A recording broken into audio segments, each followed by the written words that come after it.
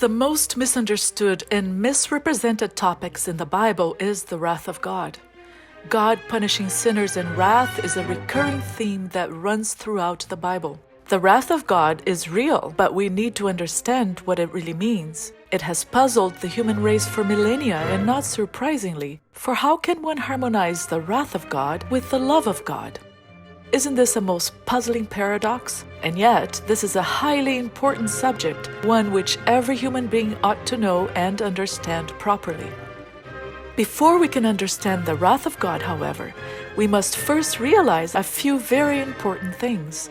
For instance, the phrase "the wrath of God" is a biblical term. Terms are not to be interpreted literally. Therefore, the wrath of God is not exactly what it appears to be. Thus, the wrath of God should not be understood to mean that God gets angry with sinners and then decides to destroy them. When studying the wrath of God, we must first and foremost allow the Bible itself to define what it is. We must also study the entire Bible to see how this term has been used in the past and what happened when it was used in the past. We must also find out what causes it, what factors activate it.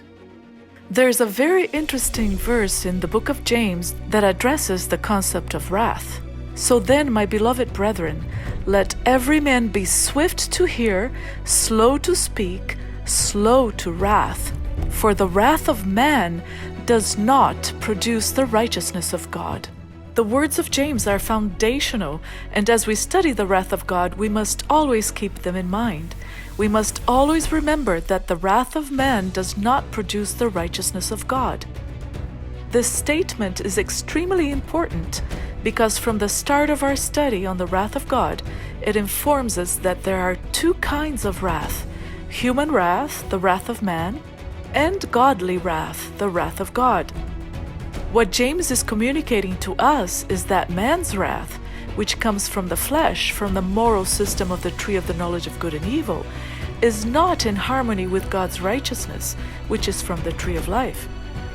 Therefore, man's wrath does not produce the righteousness of God. Hence, the wrath of man cannot be the same thing as the wrath of God, and vice versa. Consequently, the wrath of God must produce the righteousness of God.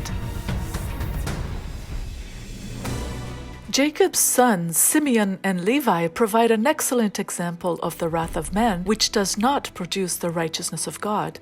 We learn about them from Jacob's blessings to each one of his sons. When the patriarch arrives at Simeon and Levi, the two brothers who had avenged their sister's honor by killing not only those who had personally dishonored her, but all the males in their city, he says, "Simeon and Levi are brothers. Instruments of cruelty are in their dwelling place. Let not my soul enter their council. Let not my honor be united to their assembly. For in their anger they slew a man, and in their self-will they hamstrung an ox. Cursed be their anger, for it is fierce, and their wrath, for it is cruel. I will divide them in Jacob and scatter them in Israel." Jacob knew that Simeon and Levi were brothers. After all, they were his sons. What he meant by saying that they were brothers is that they were alike, similar, cut from the same cloth, so to speak. Instruments of cruelty and violence were in their dwelling place. Jacob understood that Simeon and Levi's violent wrath was cruel, and as such it was not in harmony with God. For that reason he said, "Let not my soul enter their council." The wrath of God, then, has to be a term that means something altogether different from the wrath of man, from what man considers wrath. God's wrath cannot be cruel or violent, or it would be like man's wrath.